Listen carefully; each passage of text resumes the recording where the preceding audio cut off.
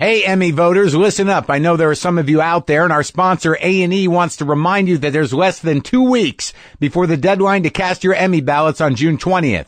And when you're filling out your ballot, please consider the second season of Bates Motel for the following categories: Outstanding Drama Series, Outstanding Lead Actor in a Drama Series for Freddie Highmore, and Outstanding Lead Actress in a Drama Series for Vera Farmiga. It's a great show, and these are some truly great performances.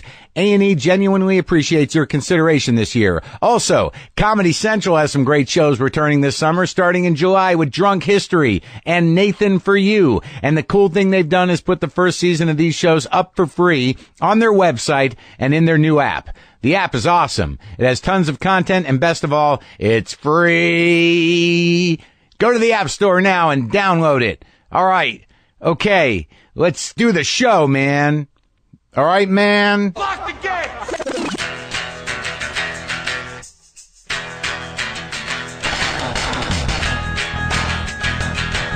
All right, let's do this. How are you, what the fuckers, what the fuck buddies, what the fucking ears, what the fuck sticks, what the fucksters, what the fuckstables, what the fuckleberry thins? It's Marc Maron. This is WTF. Welcome to my show. Thank you for listening. If you're new here, feel free to pick up the free app and upgrade to premium, and there's about 450 some odd shows you can stream into your brains. You can do that at WTFpod.com. The show's doing well. I'm so glad IFC's happy with the show. Whoa, something just fell off the wall. What the fuck? What is that?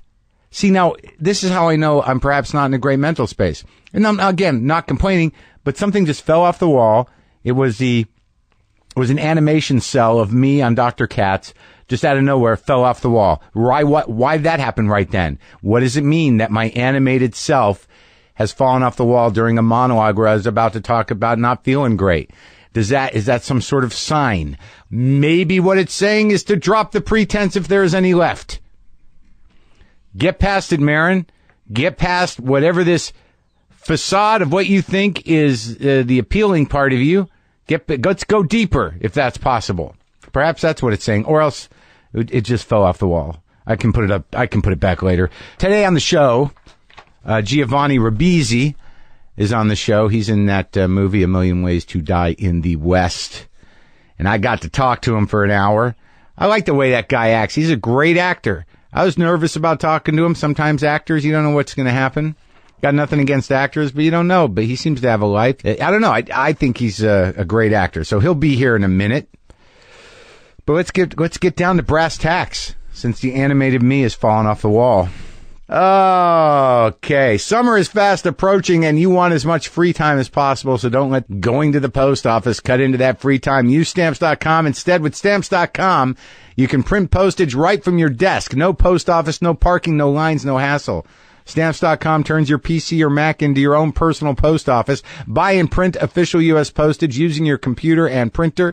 Print everything from stamps to shipping labels whenever you need it. Then just hand your mail to your mail carrier. Your male or female mail carrier. Stamps.com is so convenient and easy to use, you'll never waste time going to the post office again. Ever since I started using Stamps.com, folks, for this show, I've had more free time to do a bunch of things. Tweeting, making coffee, making more coffee, getting MRIs, taking advantage of myself. Okay, not everything is fun, but at least I'm not wasting my time at the post office. You get my drift?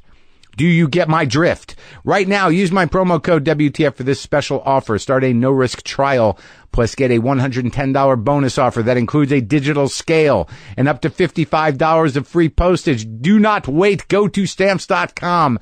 And before you do anything else, click on the microphone at the top of the homepage and type in WTF. That's Stamps.com. Enter WTF. Okay? Okay. So here's what I need to know. I guess. I think I need to buy some shit. All right. Look, I'm not a millionaire. I'm not necessarily wealthy. I save money. I don't buy much, but I think maybe it's time to buy things. I almost went and bought a new car. Do I need a new car? No. Does anyone need a new car? Not usually. But maybe that would make me happy. But am I that guy? See, that's the problem. Like, I'm the kind of guy, like, I feel happiest knowing that I have money that I'm not spending. I think you call that a Jew. No, that's hacky. I'm the kind of guy that I'd rather just know I have money, so if I run out of money, I'll have money. Does that make sense? So maybe it's harder to run out of money. But now I'm thinking, like, fuck it, man. Okay, I'll tell you what I did. I got a little extravagant. I got a little extravagant, and it made my life better. I'm going to be honest with you. Okay? And I don't want you to judge me. But I went to IKEA, and I bought 2 sets of curtains for my bedroom. 2 sets of curtains for my bedroom and a new shower curtain. Yeah, I went crazy. And do you know how fucking easy it was? You guys knew about those curtains in my bedroom. LaFonda had shred them. They were sad. They were faded. They were from when my wife lived with me, and it was just depressing. It looked like an immobile old lady's home, where she just could, like, where you walk in, and you're like, Grandma, what? Oh, someone's got to change Grandma's curtains. So I did that, and they're beautiful. And then I changed the shower curtain again. That had been there since my wife lived here. And I'm not the kind of guy that thinks that I'm holding on to stuff from that time or lending it any significance. But I'm starting to think that that's maybe what's been holding me back. Maybe that's part of my problem. Maybe there's still some part of my heart that's hung up on that woman. So I changed the curtains. I was just laying in bed thinking, like, oh my God, I love my curtains so much. And you know how much those curtains cost me? For the 2 sets of them, $20. Shower curtain was like $14. And it changed my fucking life. Now, this isn't a commercial for IKEA. This is a commercial for maybe sometimes it's nice to buy you something nice. And that wasn't even that nice. But now I'm like, I'm going to buy a car. Can't buy that at IKEA. They don't make any... You could assemble a car, those little wrenches. I bought a car at IKEA, just sitting in your driveway, frustrated with directions and an Allen wrench. There's something wrong with the carburetor. It's not running. Does that door... I think I put that door on the wrong side. Wait a minute. This is supposed to be the front of the car. God damn IKEA cars. I don't know where Deaf Black Cat is. I'm not going to call it. I'm not going to call it a life on Deaf Black Cat, but I haven't seen him in about a week, and that upsets me because he's my fucking spirit animal. What the fuck do you do when your spirit animal splits? I can't just get a new spirit animal. I'm not that, I'm very monogamous when it comes to spirit animals. I don't know how many more tickets are still available for the June 14th, first annual, 26th annual Onion AV Club Comedy Festival in Chicago, but I'll be there. I'm sure there are tickets left for the Lawrence Arts Center in Lawrence, Kansas, Tuesday, June 24th. Wednesday, June 25th, I'll be at the Firebird in St. Louis. Thursday through Saturday, 26th through 28th, I'll be at the Comedy Addict in Bloomington. That's Indiana. On Friday, August 1st, I'll be at the Austin 360 Amphitheater with the Oddball Festival. On Saturday, August 2nd, I'll be at the Jexa Energy Pavilion in Dallas with the Oddball Festival. On Sunday, August 3rd, I'll be at the Cynthia Woods Mitchell Pavilion in Houston, Texas for the Oddball Festival. On Friday, August 6th, I'll be in Mid-Florida Credit Union Amphitheater in Tampa. Whew, I've been back to Tampa lately. Last night, I snapped on stage. Have not done that in a while. Snapped on stage, full on. Full on. I've been doing sets at the Comedy Store. I did 3 sets there on Friday. Beautiful. Had a great time. Last night, I was in the main room. Beautiful set. Then I go in the OR. I'm second up. Audience is still pretty fresh. They're just in. First guy goes up. He does pretty good. But there, I get up there and there's some fucking chatter going on stage left, and I see it's some big doofus motherfucker and his dumb drunk wife and another couple, I feel it immediately, man. I know what's going on. This guy doesn't give a fuck. He's still settling in, kind of, but he's been there the whole time. They're not really paying attention to the show. They probably went out to dinner. They're probably a little drunky. They're talking too loud. I go, can we stop that? Can we stop, please? And then I keep talking, and it's like only half a room at this point, so it's distracting. They keep talking. I'm like, really, shut the fuck up. I don't want to lose my mind. Do you want to stay in this room? Like, I'm not even going to indulge this shit. And this guy goes, he made some dumb joke that no one laughed at, something about an inflatable girlfriend. I don't fucking know. And I'm like, are you going to shut your fucking mouth, or are you going to have to leave? What's going to happen here? Because it's the beginning of the show. And there's no worse a heckler than some big, dumb motherfucker that thinks he's funny and thinks that he has a right, that he's entitled to talk and fuck the show up. I was livid, and I just unleashed. And I was being quite nice at the beginning of the set, and then it was sort of like, okay, now you see it. You just saw the monster. How's everybody doing? Everybody okay? How's that for you? But they were on my team. They were on my side, and somehow or another I pulled it back around. But it always sort of concerns me in that moment when that type of rage comes out so quickly I just can't stand the lack of respect for stand-up sometimes. And I felt kind of bad because you feel kind of like shaky after that. You know, you feel sort of like you just did something wrong. But it felt so right. The other comics seem to be happy. It's hard. You don't see as much snapping as you used to because there's a job security issue at a certain level. You know, people want to snap, but you can't snap because you don't want people, you know, the club owners or whoever to go, I don't know if you're going to come back because that was a little bit much, but I don't give a fuck. So I'd like to think I schooled that guy, but knowing that guy, whoever that guy is who engages people like that, he was just thrilled to have the attention no matter how it came at him. Fuck that. America was built by innovators and dreamers. People like Thomas Edison and Henry Ford laid the foundation for the things we enjoy today. So what about you? How about you add your name to that list, folks? There's never been a better time to be an inventor or an entrepreneur. All the opportunities of the world are at your fingertips. Your innovations are what keeps the country going. You are the job creators. You are the new economy. This month, LegalZoom celebrates innovation by helping you launch your dream, register your trademark to protect your products and services, incorporate or form an LLC and launch your business. Do what you need to do to make your ideas come to life. Visit LegalZoom.com and use the discount code Maron to get the personal attention you need to get things started. LegalZoom will take care of all the details. They've helped over 1 million businesses get started the right way, and they received an A+ rating from the Better Business Bureau. Celebrate innovation with LegalZoom today and get a special price on trademark, copyright, and other applications by using the discount code Maron at checkout. LegalZoom provides legal help through independent attorneys and self-help, but they are not a law firm, folks. That's LegalZoom.com, discount code Maron. Let's talk to Giovani Ribissi, and he's in that movie A Million Ways to Die in the West, which I'm yet to see.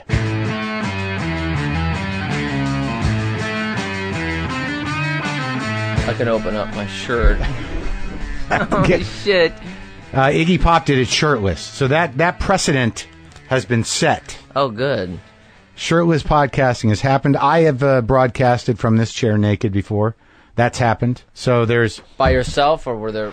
No, just by myself. I've not crossed that line of actual nude podcasting. Giovani Ribissi. No. Yes. I'm changing it.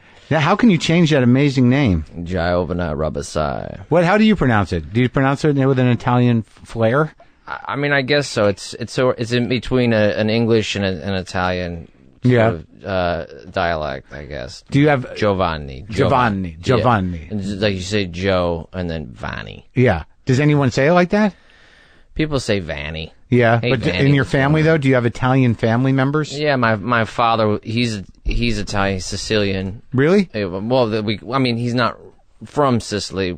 My great grandfather moved over to. It's not really interesting. It is. But it's all this show's about. It moved over from Sicily, just outside of Palermo, over to San Jose. He didn't go through New York. No. He just went to San Jose, California. Yeah, farmers, they come from Sicilian farmers. Uh-huh. I think he wanted to get away from certain things out there. In Sicily? Yeah, I found it, and I actually don't know if I would actually get into trouble for even, I don't know. What? I found out that I actually have family that are they're in jail, and they were, mafia related. Yeah, you would expect, in Sicily. You've seen the movies. Sure. Yeah. The original mob, the Black Hand. Yeah, but we're 4 generations away from that. So it's got to be okay. Yeah, it's okay. We'll see. It's bragging right. Well, not really. How do you brag? No, that's terrible. But they're cinematically, it's bragging right. Sure. I guess. It seems like an interesting backstory. Sort of. It seems like the possibility for you can manufacture an entire mythology for yourself. Yeah, exactly. I have, believe me, several times every day. Every morning, I wake up and, what am I?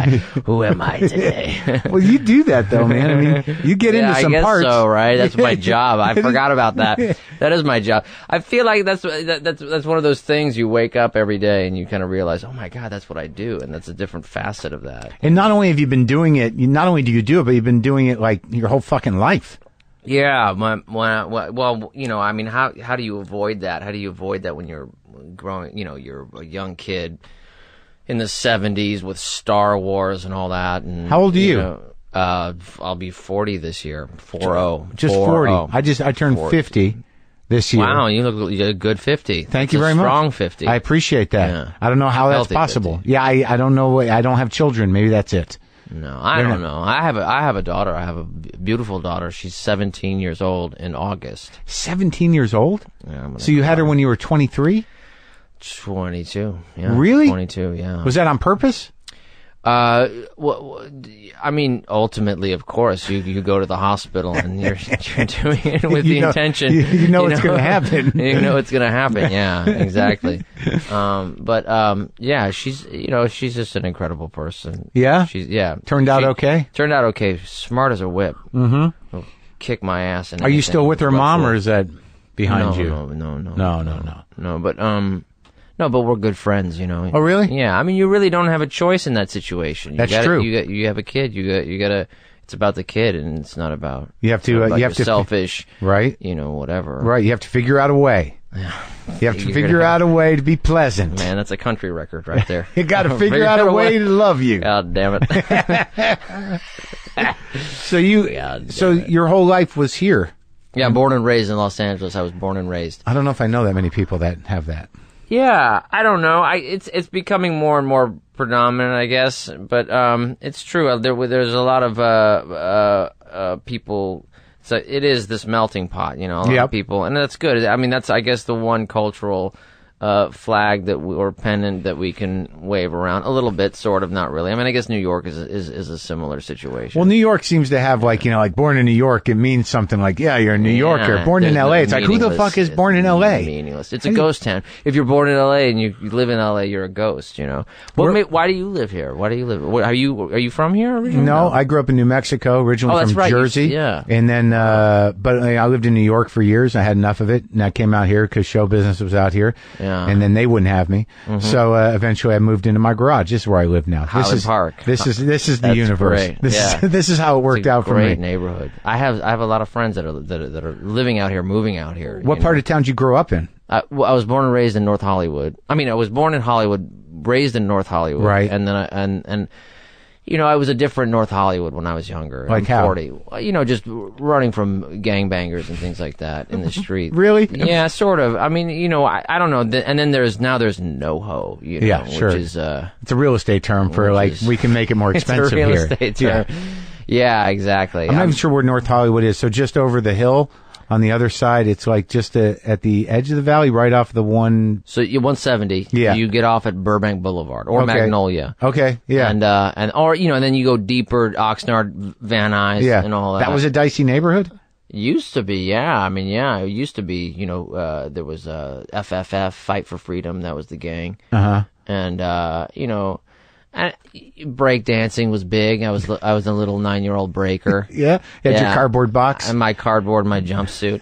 I remember these guys. They came up to me. I was walking. My mother had gotten me for Christmas or my birthday. They're really close to each other. A breaking outfit, and I think it was literally Breaking. The movie came out, and so it was gray and light blue. And I was walking down to the 7-Eleven, and these guys walked up to me and said, "Hey, are you a breaker?" Yeah. And I was like, no, yeah. And they said, "Hey, break for me." And and it was literally like that scene in Fame when she's taking her shirt off, crying in the audition scene. I was like break dancing. Yeah, no choice. I was break dancing, crying in front of these guys, and I did kind of the wave with my arm. Yeah. And I pointed at one of them. They laughed, and then I kept walking, and then they threw their peach at me. Oh, they were assholes after all. And they hit me, and they ruined my breaking outfit. Last time I wore it. Then my mother got me another outfit. Mm-hmm. My mother and her outfits. She got me a sleeveless. What's it called? Tank top. Tank top. No, for sweatshirt. Okay. And it was gray, sort of like tie-dye looking gray, and it said, "Just go for it," slanted cursive with an exclamation point at the end. What was your mom trying to do to you? I don't know, man. What happened in that? I got beat up. I really almost got beat up for it. For what? Just go for it. For being what? For what? Did someone say the you? bully. Yeah, you're a pussy. Yeah, exactly. What are you, a pussy? And I was like, no, and then Fame again, all over, taking the shirt off. Over and over again. Those were the tough knocks. Yeah, exactly. But when you were growing up, I mean, was your dad was in show business? Mm-hmm. He was my dad is a musician, and that's where I learned how to, we would have the Bama Jammas out in the backyard and all that. Oh yeah? What's he play? Well, not really in the backyard. But that's what they do in Alabama. Sure. He plays everything. He was in one of those one-hit wonder bands, which one? Called People, out of the Bay Area. Oh, really? And they had a song called I Love You. It was a Zombies B-side, and they did that, and he's an amazing musician. He's really, an erudite with that. Like a psychedelic hit, though? Was it like a pop psychedelic thing? Yeah, it was kind of like that 1968 right. one-hit wonder song, And the Zombies covered it?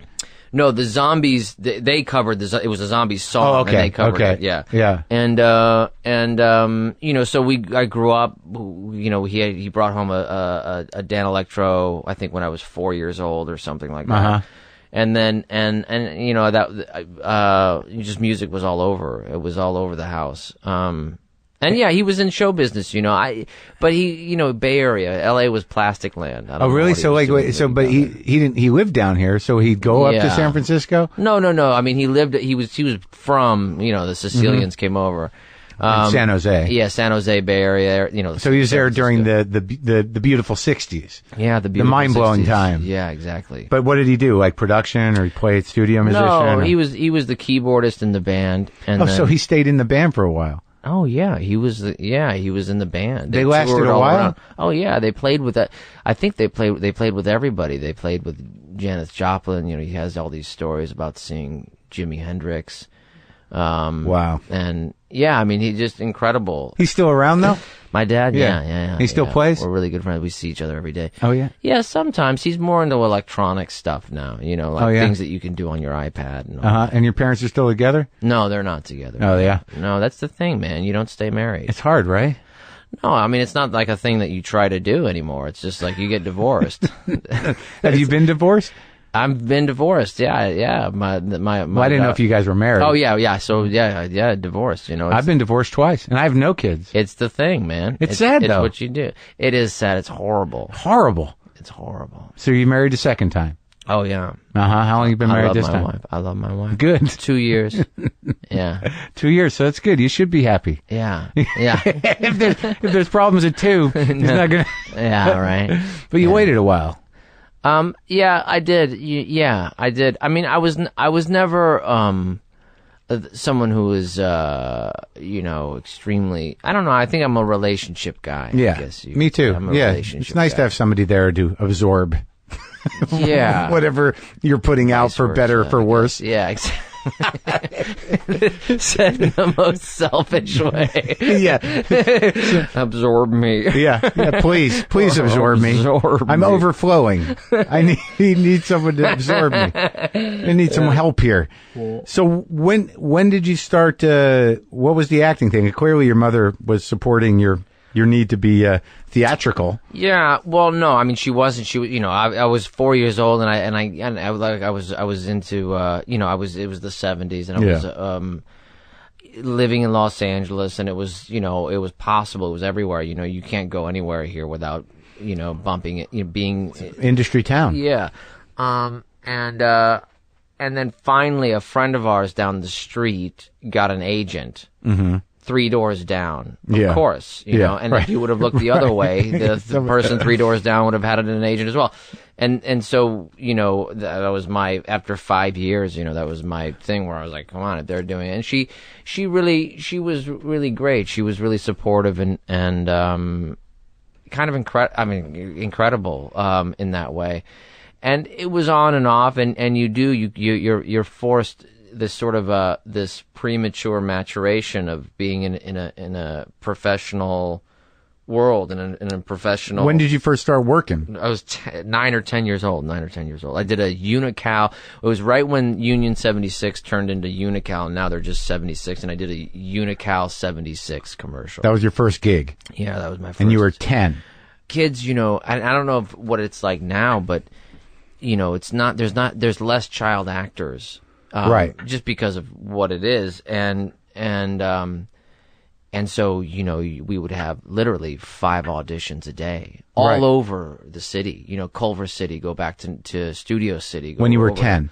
Yeah, and my mother drove me around for all of that. She drove me around. I mean, we would get home at 8:00 at night, and it was something that I was driving her. I was definitely wanting to do it. Right. And you have brothers and sisters? I have a twin sister. Yeah. Right, that's twins. Right. Yeah. Right. And then I have a younger sister. Okay. Yeah. And you were the only actor at that time? Yeah, and then of course it sort of seeped its way over to the other members of my family and my other siblings, and my sister. She was in a movie when we were 16. She was in a movie called Dazed and Confused. Yeah, I love that movie. Yeah, she's the redhead. Yeah. What is that? He said, "Hey, Red, you need a ride?" And she says, "No, I got one." She's in her car. Yeah. And then my younger sister is just really like almost savantish with accents and dialects and voices. So she was doing voiceover for a while. So when did you first start doing legitimate? You did a commercial. And then, like, it picks up, you just start doing everything? Yeah, I remember my first sort of thing was this TV show called The New Leave It to Beaver. No, it's not. So you did a couple of bit parts, but this was the big payoff. It's not a porno. Yeah. It was a cable TV show. When cable was like, Yeah. But, so they were doing this cable TV show. And I remember we had 6 auditions, and it came down to me and this one other kid. Yeah. And then we were both sitting there in the audition all day, going in and out, and then we would go in and I would read. Well, I would go in, I would read, and then he would go in and he would read. Right. And that happened 6 times in and of itself. And then came home and playing out on the lawn, and I remember, my mother walking out and saying, you didn't get the part. Mm-hmm. You didn't get the part, and it was awful. And she was the one that would break the news to you every time. Yeah, I mean, she was just really honest. It was a thing, and in retrospect, it was a good thing. It was a life lesson. It was not this sort of thing that we have in our modern day youth culture of entitlement and all that. It was just kind of like, whoosh, that's what life is. And you didn't get it, kid. Yeah, suck it up. Yeah, but then they gave me the part of the friend on it, and so that was the thing. And was that Eddie Haskell? Yeah, it was a similar character to the Eddie Haskell guy. And I didn't do it good. I didn't even know what the fuck is Eddie Haskell, right? No, who knows? I don't even know. I just don't. Well, he was a nice guy though. The actual guy, Eddie Haskell, was on the show, and he was a really as an adult sweetheart. Yeah. And Jerry Mathers and everybody. And I don't know. It was just we shot at Universal Studios. Exciting. It was like a whole thing. Yeah. And I remember going from that into other television shows, and then puberty struck, and I was just like, fuck this. I don't, tie-dye jeans and the whole thing. I was really into music at the time, and I didn't want to do it anymore. You didn't want to do TV? TV? No, I didn't want, you were done with acting. I had a friend who turned to me, and I looked up to this guy. He was like the cool guy. Yeah. And I looked up to him, and he came down to visit me on a TV show that I was doing called My Two Dads, and he said, "You hate this, don't you?" And I was like, "I guess I do." I guess I do. Yes, I hate this, and that sort of tripped me into this thing. And then finally, I don't know. Am I boring you? I don't know. No, I love it. No, well, and then finally, there was another friend of mine 2 years later who told me about an actor by the name of Marlon Brando. Sure. And you're like what, 14, 13? 16. You're 16 and you had no. Yeah, and I saw A Streetcar Named Desire and The Fugitive Kind, this great movie with Anna Magnani and Joanne Woodward and Marlon Brando. And it just changed me. And I started studying acting, and then I fell in love with acting, but really movies, in a way that was different from just wanting, the LA thing. So previous to that, so you do This happens in the middle of shooting My Two Dads. We were done with My Two Dads. So you did like yeah. 30 episodes of My Two Dads. I guess so, yeah. And then this guy, you've hit the wall as a 16-year-old child actor. Yeah, trying to grow my hair out. You know, heavy metal was big, and I'm a guitar player at that time, and all I wanted to do was shred. All I wanted to do was shred. Van Halen. Yeah. You know, of course, which I think is still... he can really play. Amazing. Yeah. Sabbath? I mean, when I was 13, it was like Yngwie Malmsteen. Oh, really? Oh, so yeah. It was like top-notch noodlers. Yeah, noodlers. Yeah. Math guitar. Exactly. Math guitar. Yeah. Yngwie Malmsteen. Yeah. And then who else? Paul Gilbert was another. Were you a Zappa fan? Huge Zappa fan. Really? So you were a full-on guitar nerd. I mean, that was like, Steve Vai started in Zappa. Yeah. Yep. But at that time, you were like, fuck this. Because I imagine that being on a sitcom, especially if you're listening to music that's elevated, at some point, even as a kid, you got to be like, this is bullshit. Yeah. I mean, that was the thing. I think so. I think it was hanging out with people that there was also another thing that was starting to happen, which was the independent, the third wave of independent films, and Quentin Tarantino, and all of that, and right. the Lemleys opened up, right, and there's this sort of confluence of me, discovering Marlon Brando, and then Robert De Niro, and I remember Cape Fear came out, and that was really so you huge. Locked into the idea, and there was like this confluence of going, oh, there's something deeper than just, gee, Wally, I don't know, Beef. Yeah, right. Well, obviously. So that all hit you at once, and you locked into the method thing that fascinated you? Yeah, I mean, I think that was definitely a part of it. Because you feel like that kind of actor, to me. Well, I don't know. And I think it's now, I don't know, I don't really know, that's fallen so out of fashion because I think the way it's been such a misinterpretation of what that acting technique really is, which is really just sort of founded in and just try to be as committed as you can. Who'd you study with? A guy named Milton Katsalis. Milton Katsalis, who's no longer around. This is at 16. You were like, I'm gonna lay into this. 16, yeah, and then was he a big guy? Was he a respected guy? Like he one of the dudes? Like who was in your class? Yeah, he was. There were a lot of people. He did have a master class that I weaseled my way into prematurely, but I did on Saturday mornings for the people that were working, and you saw a lot of character actors in there. There were a lot of people that worked with him. People I would know? Yeah, I think, I think, I don't really remember, but I think, George Clooney was there at one point, I think. Do you remember seeing people going like, shit? I remember seeing actors, that I didn't really necessarily know, but I was really blown away. Like it was stuff. Oh, Jeffrey Tambor was there. Oh my God. Who really is an amazing person and an amazing actor. I interviewed him. Oh, yeah. He gave me a run for my money. He did, yeah. He's a smart guy. Well, we did it live. I don't usually do them live, so we did a one-on-one live, and he fucked with me for a half an hour before he let me. Wait, so we live versus editing? Like in front of an audience. Oh, right. Okay. So we were at South by Southwest, and I got this opportunity, and he was just sort of like, he just fucked with me for half an hour, and I just took it, and then finally he let it. Once we figured out how we were going to go at it, he just sort of eased up. But he was amazing. Like some of those, before everyone knows him as a comedic actor now, but like And Justice for All. Oh, are you kidding me? Holy shit! Incredible, yeah. That was fucking crazy, man. Yeah, really, really an incredible actor and an incredible teacher as well. He taught when Milton wouldn't teach. He would step in. So I try to talk to actors about this because I do a little acting myself, but I come from stand up. So you obviously had a knack for it. You were a bona fide child actor that was able to deliver jokes. I didn't have a knack, but I think I had an icon and I wanted to. What does that mean?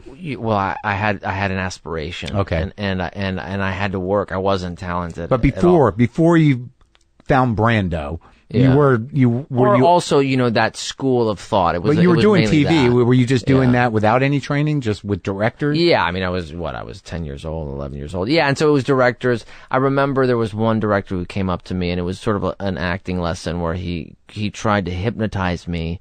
I was 10 years old, and it was this thing with Rosanna Arquette and Judge Reinhold, and they weren't getting along. So I was kind of like stuck in the middle of the whole They weren't thing. getting along in real life? Yeah, Okay, yeah. And right. it was violent. It was like, but it was the late 80s, early 90s, Mm-hmm. it was when you could do that because you were so passionate about Yeah. and so then the director, I had to do a dying scene or something to that effect. And he came up to me and started whispering in my ear all these things and putting images in my mind. It was creepy. I won't make two bones about it. It was definitely strange, but it was something that I thought, oh, what is he doing and why is he doing this? And is he trying to get me to do something that I don't know about? What's that thing that I don't know about? This was a film? It was a TV movie. I forget I think it was called Promised a Miracle. So you're in between two fighting actors in real life. Yeah, I mean, it was heavy, it was heavy. And he just came up to you and he was trying to give you like sense memory stuff? Yeah, exactly. Yeah. Close your eyes. But you're a kid and you know what it is. You're like, what's this? Yeah. And then there's another part of me that's like, shut up. Come on, Right, but you were open-minded enough to go like, is this just some make weird you wonder magic? about it.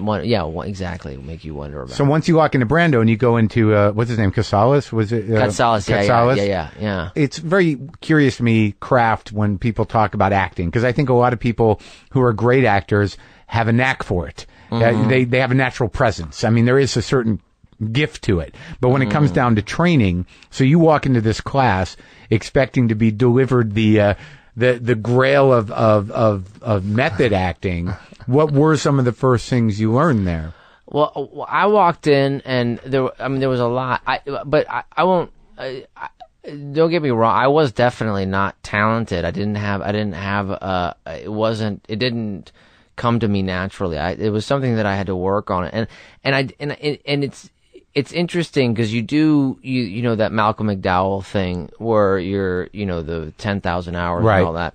I mean, and this is something that I try. The younger generation, there's such a different mentality, such an escape from spiritualism and just being technology everywhere. The new generation. Yeah, but there is something to, I remember we would do on one scene. I think we would work 40 or 50 hours. Yeah. On 10 minutes. Really?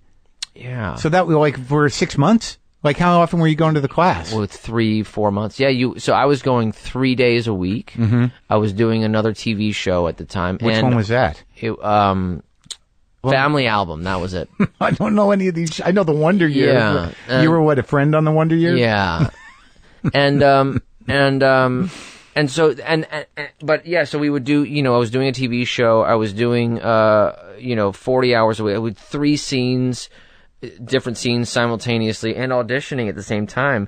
And it was, you're just living and breathing it. And it literally, you go to sleep and then you go home and you watch movies and study movies and do, and that was, I think, for years, for 6, 7, I was at the Playhouse for 12 years, I think. The Milton Gonzalez, I was there, Yeah. And it's something that I knew that I specifically, maybe more than others, had to work at. I remember there was a guy, the first class that I had, there was a guy who was running Columbia Studios at the right. time, and they would have guests come in, who was Quincy Jones came in. Uh-huh. And I remember he told a story, an amazing story, about Miles Davis talking to a saxophone player. I don't remember who it was. Yeah. It wasn't Coltrane, but right. it was somebody. And he said, do you ever try to play the wrong notes? Do you ever try to play the wrong notes, to try to go as far out as possible, to do the wrong thing, what's tasteless, what's bad, yeah, and then try to find your way back from that? And I thought, oh, that's so interesting, yeah. to do something wrong, uh-huh. and then to figure out what might be beautiful about it or provocative about it. Uh-huh. And that spoke to you somehow? Yeah, I think so. I mean, I think that, in a general sense, I mean, it was Quincy Jones. It was coming from his mouth. He spoke for 3 hours, I think. So out of going against the grain and pushing the envelope in probably an uncomfortable direction, that, to have that kind of courage to do that, finding your way back might be the most amazing thing you ever do. Yeah, right. Thank God. I mean, I definitely have jobs that I needed to find my way back from. But in terms of being, like, I guess scene study, the idea is to be present, right? And to be, like, when you put together characters, some of them go a little far away from you, but, generally I can see you in them in the ones that I've seen. But emotionally, you've taken some fairly phenomenal risks, on camera. To get the courage to do that, I imagine that it's just a repetition of being present with your emotions in the moment. Yeah. Or am I overreading into it? I don't know. I think it's overreading. I mean, honestly, there are things that I've done, and people come up to me and ask me about it, and I was not. I mean, I wasn't the furthest thing from being present. I don't know. I had to. Oh, really? I don't know. Yeah. I mean, I don't even know. And it when you were dying and saving Sergeant Private Ryan, Ryan's privates. Yeah, when you were dying and saving Ryan's privates, please tell me you were not thinking about what you were going to eat later. No. Specifically in that, I remember there were some bees around and or wasps, and the blood that was on my body was glucose based. And so it was pouring out of these holes out of this prosthetic piece that I had to wear on my chest. Yeah. And there were tons of bees around me, and I was worried about being stung. And that's what I was thinking about. But there are in film, and this is one of the things that I love about movies, is that there are so many other factors that go into an actor's performance. The overall arc and the scenes and and down to the moment, where it's the lighting and the editing and the director and the director's sense. And you can have one guy perform one performance in a singular moment and have 50 people direct it, and you'll have 50 different renditions of it. Right. Of course.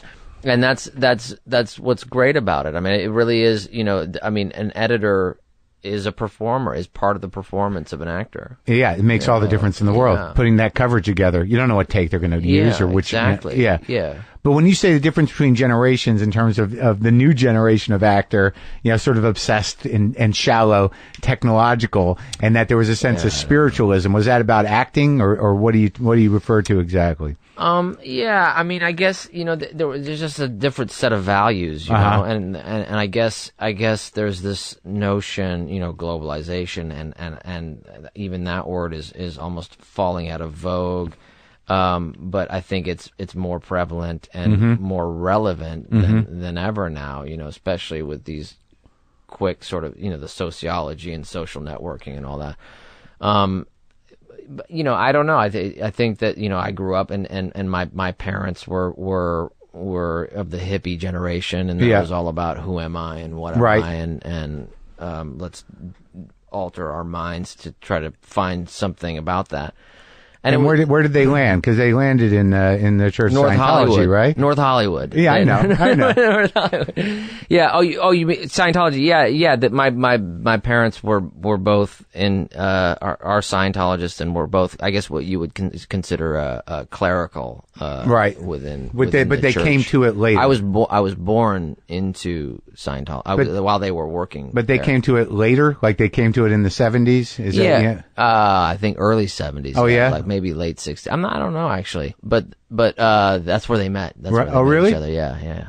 Because I as a guy that does some spiritual searching myself and looks for practical solutions, in your life in terms of spirituality, where does that play? How does that work for you? I mean, what are the things that get you through the day that are directly related to that?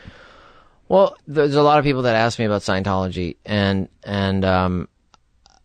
at the end of the day, Scientology is a personal thing, right? And the way I personally view it is as a pragmatic philosophy, and meaning that it's not necessarily a set of beliefs that you go around and try to invest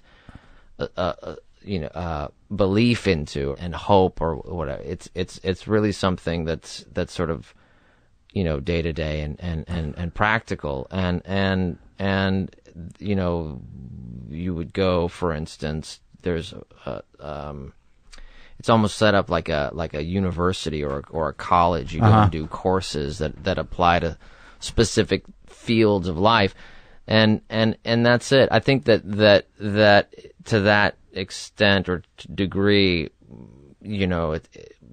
if it is that, then the thing that I would usually say is, if you're curious about it, then you should probably look at it for yourself, right? Know?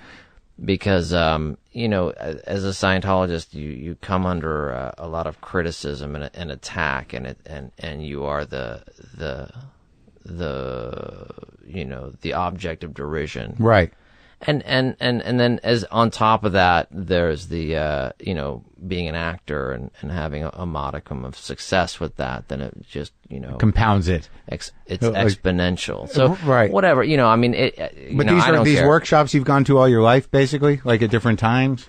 Yeah, and it is that. I mean, it does astound me. I do have to say all of what circumambulates Scientology and what people say who don't know about it, really. I mean, who haven't ever read anything from Hubbard, with percentages of your income, and I've heard people say there are guns in the closet inside the organization and all this crazy stuff, or this being harassed and all that.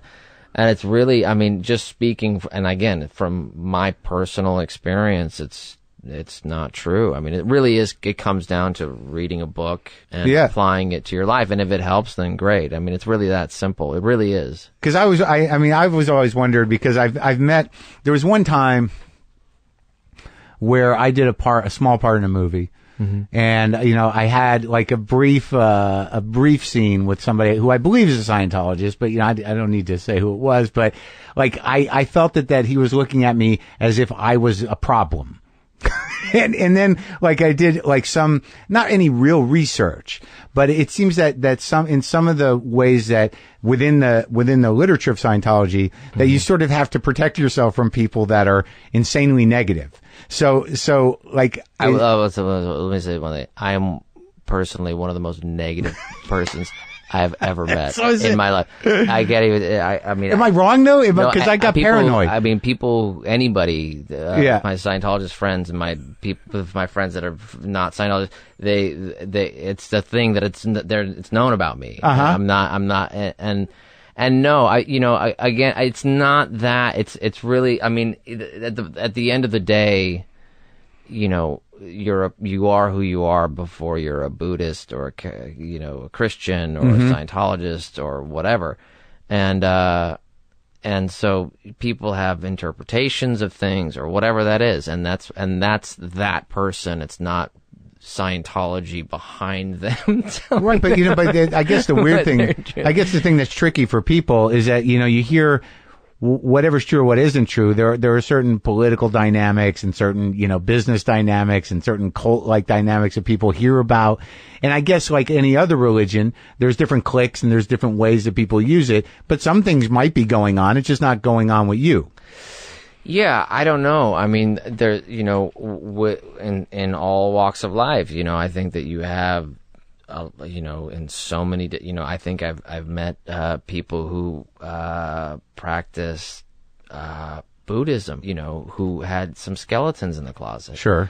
And it's not the attribution towards the denomination really. I mean, specifically, this is why I say, if you're curious about it, or then I'm afraid to read the book.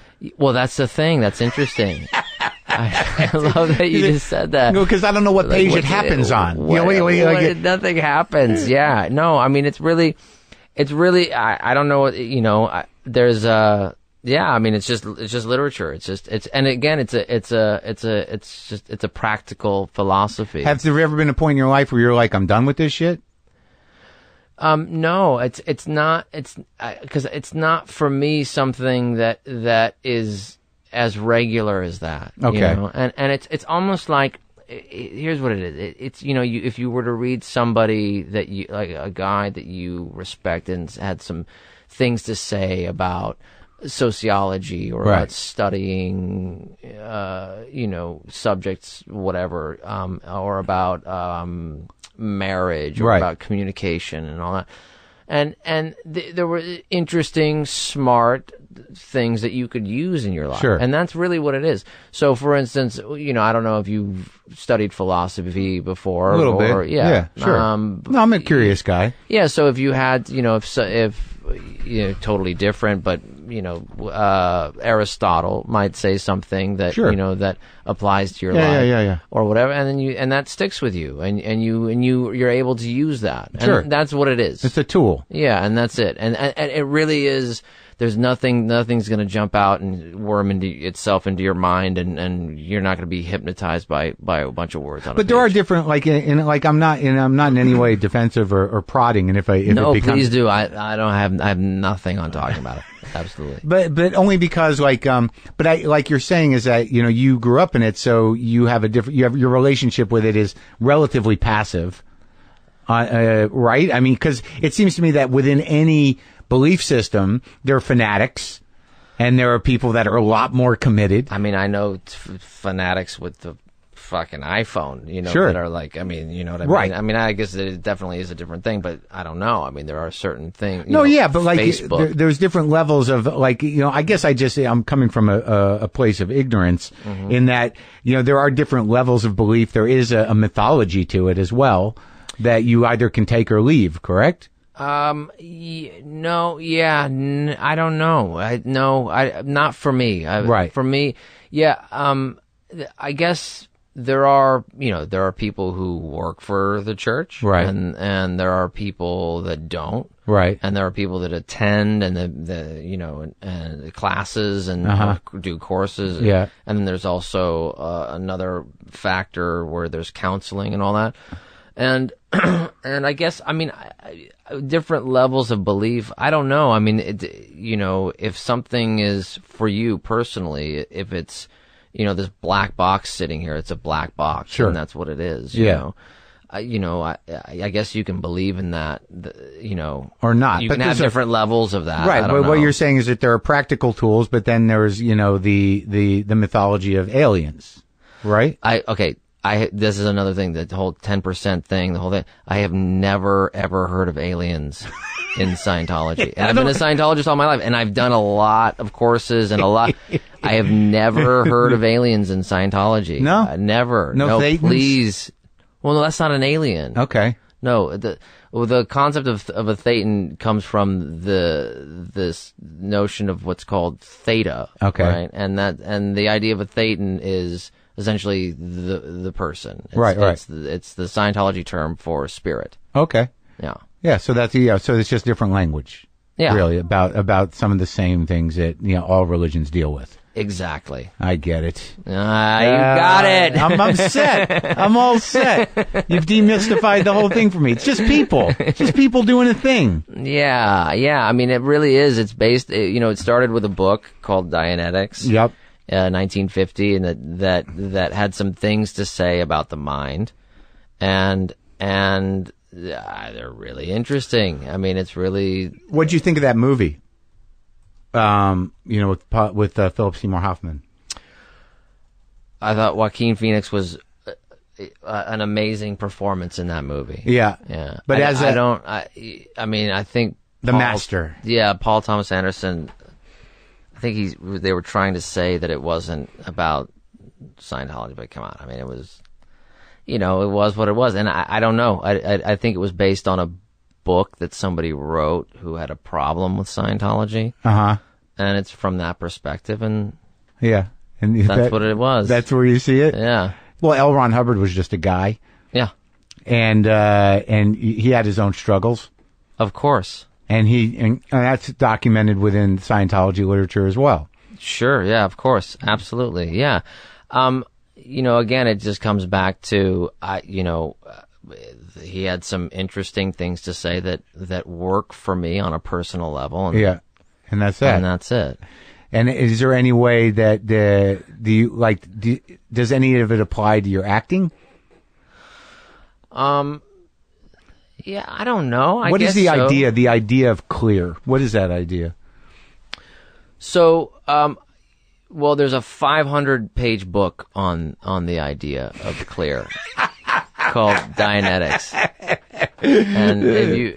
I mean, it would be hard to sit down and talk about that. You can't summarize it for me? No, God damn I don't it. think I can. Come on, Giovani. I'm relying on you to just make it simple so I can just process it and move along. Because in my mind, like if you're really clear, that would like free you up to do something. You read books, right? Yeah. Yeah, I can see what. Yeah, I think I might even have Dianetics around. Well, what are you doing? Why don't you I have a lot of books. If you want to know what, that's the other thing. I mean, if you really do want to know what the idea, you can disagree with it, right? But that's okay. You're right. I mean, I got to take some time and just get in it. Well, yeah, I mean, I think that there's probably a synopsis in the book. No, and I'm just, I'm curious because I fall victim to generalizations about it. I don't know about it. I don't know that I've ever talked to somebody who was in it. And I'm a Jew. I mean, that's as strange to some people as anything else. Yeah, sure. I guess so, yeah. But yeah, so yeah, I mean, I think I'm past that thing. I grew up with people literally yelling at me because I was standing outside one of the organizations one day, right. I think, and a guy rode by on his bicycle, and he, hey, do you do that? And then he started screaming at me.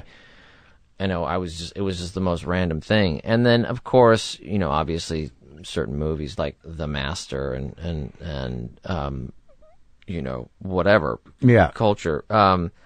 And again, it comes back to me and looking at something and going, God, I just, that's not my experience with it. With Scientology, it's a personal thing. Right. And you feel spiritually grounded in general. You have that faith in your life. No,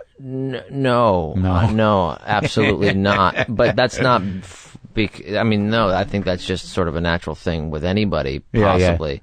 Yeah. And I wouldn't associate. That's a different conversation than Scientology. It is.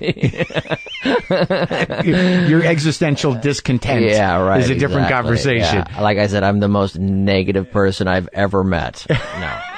Yeah. So, when you say you work with, you've worked with a lot of directors, and obviously that one guy spoke in your head when you were a kid, and but there were like the one performance that killed me that I found to be like that I can't get out of my fucking head is The Gift. Oh yeah. That was that Sam Raimi directed. Sam Raimi, yeah. And that character of the guy who like finally loosens his abuse memory and the rage of that fucking thing. I mean, that was years ago. I mean, about how old were you when you did that role? 25, I think. 25 years old. And that was a fucking mind-blowing role. Oh yeah, thanks, yeah. Now, when you do something like that, when you invest those emotions in a character like that, does it, maybe this is a naive question, does it fuck your head up? It can. Because you do have to or at the time I was thinking about things. I was and you're dealing with such a difficult subject matter, right? And violent. Yeah. And I don't know. I look at that and I go, maybe I could have, maybe I went too overboard with certain things and could have been a little bit more refined in the approach. But there was this sort of thing of just being precipitous about it and just wanting to be completely raw, right? And as just sort of an experiment, really. Is that the rawest you've ever gotten? No, man.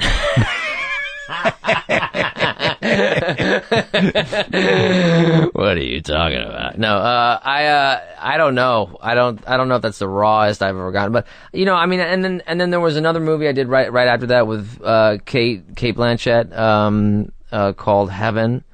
And that was a whole different thing. That was a lot more, I guess, reserved, and that was hard. That was just on a practical level because it's learning Italian, being in Italy and having to speak Italian with an Italian accent and all that.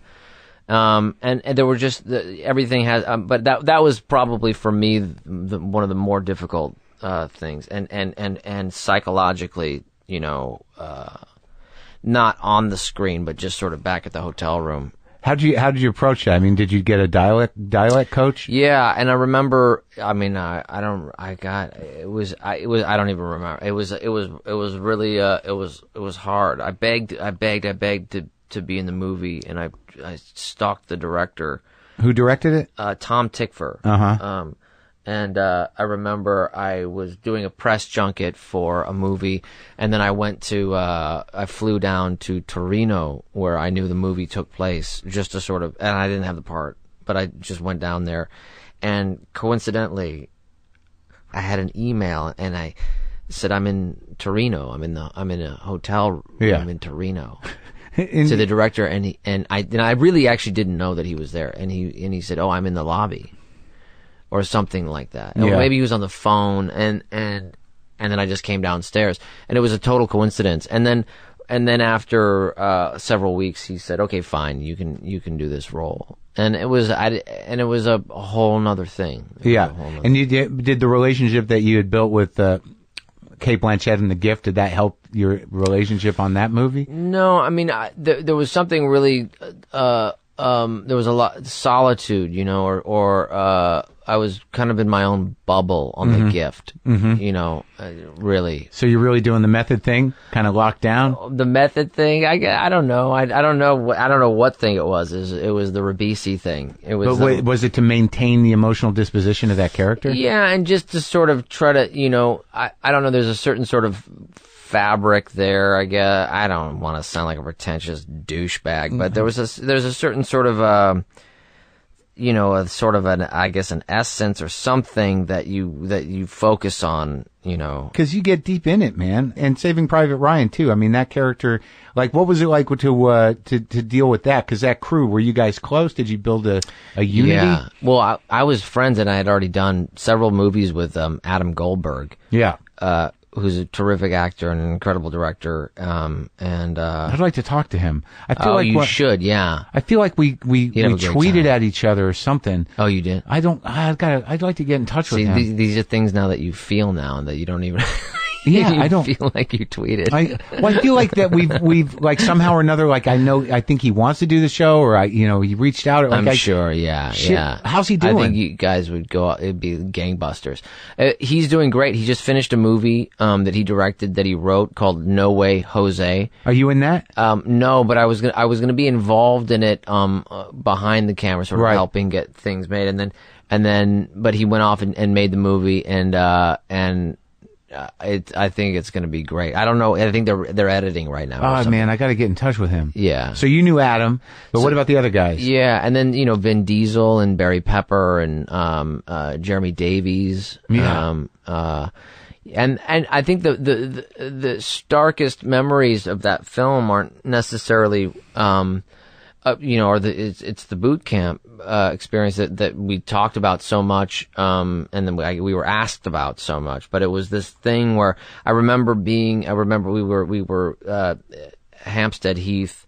We were living in this field behind this grove of trees, and they had everything. They were trying to make it as authentic as possible, with the canvas tents, and it did nothing but rain. And I remember I think we were like 10 days in, and we had to go get our work permits. And, I hadn't slept in 3 days, and my fingers were bleeding, and they were pruned, and I was starving and smoking 2 packs a day. Oh, God. You're doing, running 10 miles a day, and you have 40 pounds of rucksack on your back. And this was at Spielberg's behest that you guys go through this? Yeah, I mean, I think this was the second time it was done. The first time it was on a movie called Platoon. I could be off about that. Yeah. But it was a guy, and he a guy named Dale Dye. He was a colonel, but for some reason we were calling him Captain Dale Dye. And he kind of had a business out of this, you know. He's an actor too, isn't he? Yeah, he's a great actor, and he's a great person. So I think he was doing military boot camp, you know, and he had all different, you know, for all different epochs, and right, you know, right. the Roman army, and then also whatever. Oh, really? That was just to get you guys into the place. Yeah, you know, and I remember it was a challenge, and I remember we had to call each other by our character names. Mm-hmm. And then there was, at the end of the day, there was, I think, a half hour or 1 hour where we would all sit by the campfire, and we wouldn't have to call each other by our character names, and we'd just talk, and it was kind of like this, you know, this, whatever, counseling, whatever, right. You know, and it was like a group therapy thing? Yeah, it was incredible. It was really, this sort of bonding experience. Interesting. But I remember we got picked up. They said, you need to do your paperwork, and, you know, they had, you know, Wade and Upham, and we had to get into a car. And there was a guy who had been on the first 5 days of the whole thing, and he disappeared. And by that point, you haven't slept. You don't even know who's coming or going. Mm-hmm. And he suddenly was there, and like, oh, what are you doing here? And then he said, you have to come with me. Uh-huh. So we go around these bushes, and we start walking, and he starts walking faster, and suddenly he starts whispering to us, and he says, you know, this is abusive, this is horrible, I've talked to production about this, and we are going to stop doing this, you guys are actors, and this and that, blah, blah, blah. We were like confused by it. Because I think at that point we had invested sort of like we were committed to it, and, right. and we wanted to see it through. You right. know, this sort of extreme life, this sort of. Who was this person that was? I forget. He was like a PA or something. Oh, like really? That. And he was going through the first 5 days with us, and then suddenly we come to a clearing after the bushes, and there's 2 parked Mercedes there. Yeah. With drivers for us. Right. And it was like, what? What the fuck is this? And suddenly you're coming back to, you know, you're being stripped of your identity, the whole thing, and you're coming back.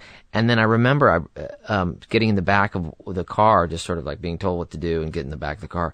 And there was a woman in the passenger side of the front seat. And it was this most startling thing that, you know, we hadn't seen a woman in 10 days. And I remember Jeremy and I looked at, and we had the same thought. We looked at each other, and then we talked about it later, of course. And then, of course, you know, you go back and you eat McDonald's. What was the thought? That it was just like, holy shit, that's a girl. I mean, it really does become that primal. Uh-huh. That sort of feral sort of thing, like, no,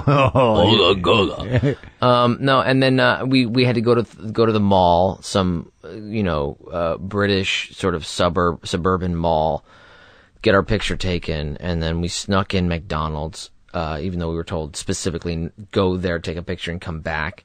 And that's what that was. But by the end of it, I think that's the idea. I remember hearing about boot camp, and I don't want to pretend like I know anything about that, because we had 2 weeks, and boot camp is, I think, 3 months. But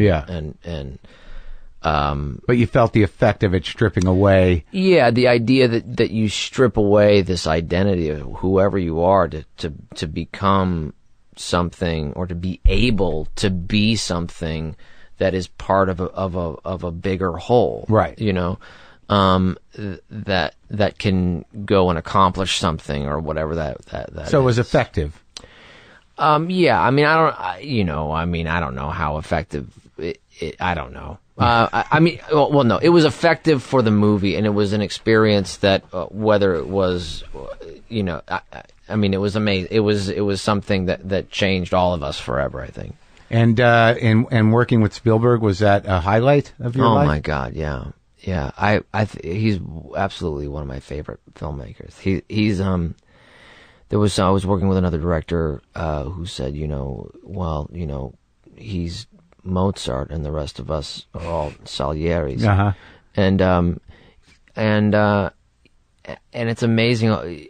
Let's talk about having preconceived notions about somebody or something. You know, this was his third movie that he was doing that year. Right. And I think he had Amistad and Jurassic Park before Saving Private Ryan. We were 2 weeks ahead of schedule on that battle sequence, which was Taking the beach? Yeah. Yeah. So that was 7 pages or 7.5 pages in the original draft, or the shooting draft of the script. And usually, you know, 1 page in a script is a minute long. And right. I remember, I think that sequence is like 27 minutes or something like that. That is one of the most insane. Yeah, and 20 minutes of cinema ever. And you have, you know, I think we had 3 weeks blocked out for it, or 4 weeks. Yeah. And he was, I remember hearing he was 2 weeks ahead of schedule. Usually on something like that, you're halfway through making it, and you're 4 weeks behind. Right. You know, on something, but he's just an amazing person and filmmaker, and it's just coursing through his body, his blood, you know. And how did he deal with you as an actor? Like, what was his engagement? It wasn't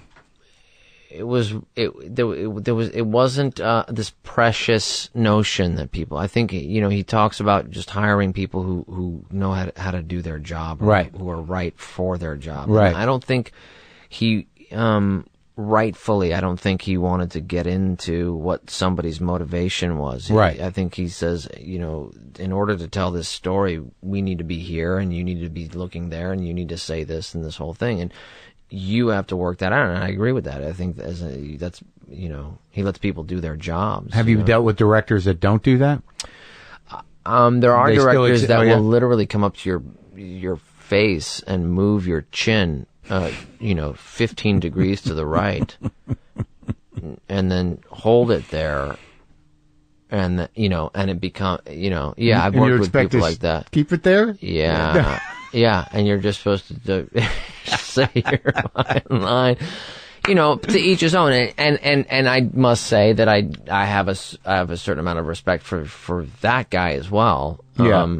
Especially if they're making good movies. Right, sure. I guess it's as long as it's not intrusive and makes you mad. Yeah, right. Yeah, yeah, exactly. So now, given that you can go to the depths of darkness, and now, now you're in this huge comedy, and you've done 2 comedies with McFarlane. Yeah. Do you approach it differently? Is it a relief?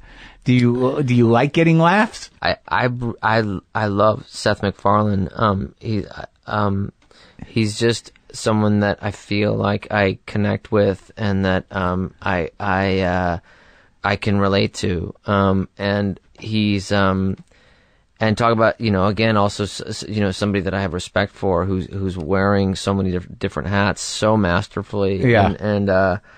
And this was also just that thing where where it's like, holy shit, a Western going to Santa Fe from Albuquerque, and being able to do that, to make a Western out there on the Bonanza Creek Ranch. Yeah. It's amazing. It was really great. It's a good time. Yeah. The first, I didn't see Ted in the theaters, and it's been on cable. Okay, and I picked it up, I locked in because I was not put off, but I'm like, it's about a bear. But then I started watching it, and I spent a lot of time in Boston. Yeah. And I love that tone. Yeah, exactly. I lived there for years. Yeah. And I watched half of it, I was like, holy shit, it's hilarious. Yeah, I think it's really funny. Yeah.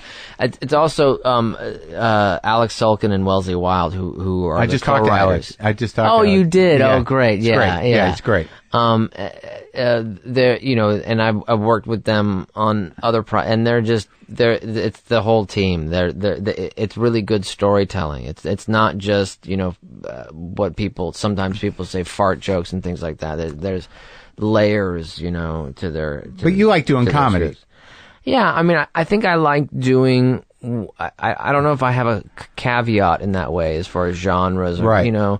But I do like to try to do things that for me personally, on a subjective or existential level, might be challenging, and some things that I haven't necessarily, or for me that I don't feel comfortable in, right? it's totally selfish. It has nothing to do with, a fucking career move or anything like that. You only make decisions. It doesn't matter if it's comedy or drama or whatever. It's just a matter of whether you're interested in the material. Yeah, and it has a lot to do with the people that are involved, right? Which is so important, because you go and you not only are you sort of identifying yourself with that person or that cinematographer or whoever it is, the other actor or whatever. It's living with them sure. For months. Yeah, for months, and in what sometimes is extremity, is relatively speaking. Sure. I mean, especially if you got to go to boot camp. Sure. Yeah, exactly. Yeah. All right. One last question that, like, I don't know if you can field it, but it just snapped into my head. Mm-hmm. Back to the Scientology thing quickly. Mm-hmm. What is the fundamental problem with psychiatry? It goes back to, I think, have the history of psychiatry. I think that and I do personally have. I mean, there's psychiatry and there's psychology. Mm-hmm. When you were performing things like lobotomies sure. on people and saying that's helping them, right, by sticking a spike through their eyeball, right, into their brain and right. moving it around violently, right, or electric shock treatment, sure. Or even, and this is my own personal belief that I share with Scientology, I should say, that Scientology hasn't necessarily influenced me on, but pharmaceutical companies, and pushing drugs and having chemists, and I mean, I've read so many books on what they do to market a drug. Yeah. And the effects of certain drugs. And that it's not the entirety of the practice of psychiatry and psychology. Right. I think at the end of the day, Hubbard would say, hey, if it helps you, great. Uh-huh. I think it's just, it's more or less against certain practices that are specific, in altering the personality or destroying the mind. Yeah, I mean, I don't see. I see somebody who might have a problem, right? And whether it's extreme problems, right? And these are things that Scientology doesn't deal with and won't make that pretense, right? But schizophrenia, right, or certain things like that, where I remember, okay, so here I have a personal familial example where my uncle in the 1950s was caught in the back of a pickup truck with another man. Mm-hmm. And my grandfather, who I never met, this is my mother's side of the family, grabbed him and dragged him down to a whorehouse and made him fuck a hooker. Right. And after that, he tried to commit suicide. And I guess it was state law in Florida at the time that if you tried to commit suicide, you had to have electric shock treatment. Uh-huh. And I go, how do you? I don't. And I through my mother, she would tell me things that he would talk about. I think it was several times. And this did not help this person. This did not, take those feelings away. I mean, you kill so much, Sure. That's more specifically about it. It's another large topic and hard to answer within. Right. But the basic feeling is that you should be able to, at least apply your own, tools or whatever to overcome these, what might be thought of as, not necessarily, psychological things that need to be treated per se. No, I think that sometimes things need to be treated. Okay. Somebody experiences a loss in their life, and then they're going through a hard time. Yeah. And then their doctor, within 10 minutes of meeting the person, this is the average of how long it takes for somebody to be prescribed. At one point it was Prozac, and then that fell out of fashion, and then, sure. Adderall. And within 10 minutes, the person's taking psychotropic drugs. Right. And there's definitely a part of me that goes, well, what's the difference? Oh, the only difference for me personally are, chemists sitting in a laboratory for years, poring over, doing experiments and clinical trials with the drugs to make sure that they're timed out. But as far as difference from cocaine or heroin, or, or other, but a lot of them have the same chemical makeup. And I go, there's got to be a different way to deal, or to have that this person experienced a loss and suddenly they have a chemical imbalance. Right. No, I understand what you're saying. And then you go, well, these are multi-billion-dollar industries. I mean, that are looking for Pfizer's $32 billion. Right, and they're looking for a way in. They're looking for new customers. And so there's marketing there. You're right. When you go, oh, I've run businesses before. Sure. It's a different. No, I get it. I get it because, look, I'm a guy that's got nervous problems. I got anxiety. I got, other issues. But I don't like the idea of medication. There's some part of me that thinks well, maybe there's a way to look at things differently, to apply a different discipline, to make different choices that'll perhaps, make it manageable. Yeah, I mean, I do have to say, and I don't want to sound like I'm making a generality. Yes, I think we all go through that. Mm-hmm. We experience emotions. It's life. It's livingness. Right. And I think that the people, a lot of people that I've talked to who say, oh, well, but sometimes people just can't deal with that, Mm-hmm. I feel like there's a similar sort of thing where it's a justification where that same person has had a drug problem before and they're trying to find another way to serve that addiction. I don't know. That was a specific instance. No, I know what you're saying. I mean, whatever. Yeah. And again, that's a personal view, and I don't have any criticism for somebody who has the exact opposite view. And how, but psychologically, you feel pretty good, other than being negative all the time. No, that's the point. I don't feel, but I guess to a great lesser degree, there's a part of me that's okay with that and not going to go, take lithium. Yeah, you have some self-acceptance around it. I don't know. Fuck, I don't fucking know. Well, you do great work, and I appreciate you coming here. That's a part. Is that okay? Good. There we go. Yeah, thank you. Yeah, I enjoyed talking to you, man. Was that what you didn't think? Was that an awkward closer? No. It's well, we could say at least he does good work. No, that's not true. I think it's like I think that it's interesting that that there's this. Look, we all find some way to, whatever we ground ourselves in is what it is. It doesn't forego any other problems or that life is difficult or that we're negative or anything else. That's just the part of it. Yeah. I mean, yeah. And you bring it to your work. I mean, fuck. I mean, there's got to be. I would say that was a big thing. And I guess that's one of the things that's fallen out of fashion is, funnel that into your creativity. Right. Right. Or whatever. I don't fight the fight. Know. No. Right. It's absolutely right, man. Right. Feel all right? Yeah, thanks, man.